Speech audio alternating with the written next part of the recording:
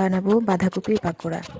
আমি হাফ বাঁধাকপি, যে পাশটা চিকন চিকন পাতা থাকে সেই পাশটা এরকম কুচি কুচি করে কেটে নিয়েছি।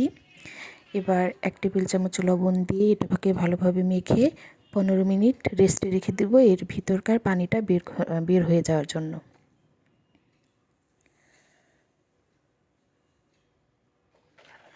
দেখতে পাচ্ছেন কতটা পানি বের হয়েছে, এবং এটা চাপ দিলে পর্যাপ্ত পরিমাণ পানি বের হয়ে যাবে।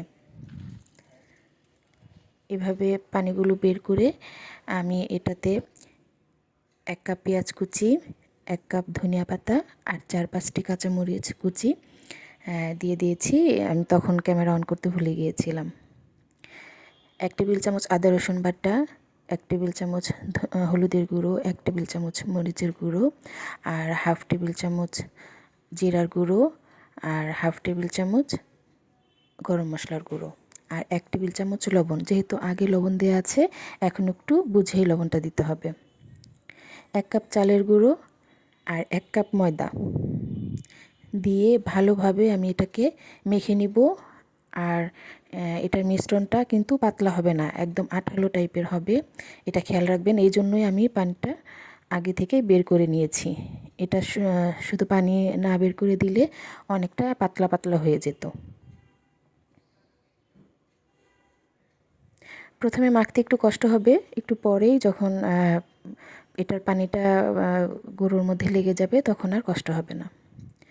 আমি প্যানে তেল দিয়ে দিয়েছি। গরম হওয়ার পর এরকম হাত দিয়ে ছোট ছোট সাইজ করে তেলে দিয়ে দিব। আপনারা আপনাদের মতো সাইজ করে দিতে পারবেন, চ্যাপ্টা করেও দিতে পারবেন, একটু বড় করেও দিতে পারবেন। আমি মাঝারি আকার করেই দিয়েছি। এবার উল্টে পাল্টে আমি এটাকে গোল্ডেন ব্রাউন করে ভেজে নিব।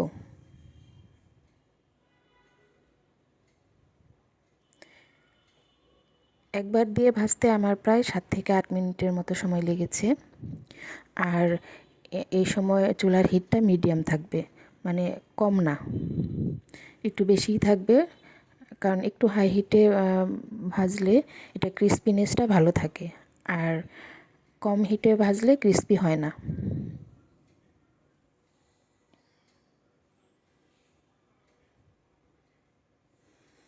কয়েকবার করে উল্টে পাল্টে এভাবে ভেজে নিয়েছি।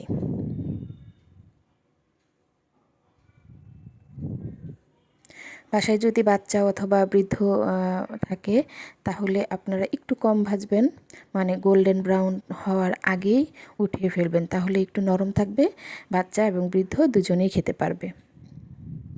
আমার বাসায় আমার শাশুড়ি আছে, এই জন্য ওনার কারণে আমি কয়েকটি আলাদা করে আগেই উঠিয়ে নিয়েছিলাম।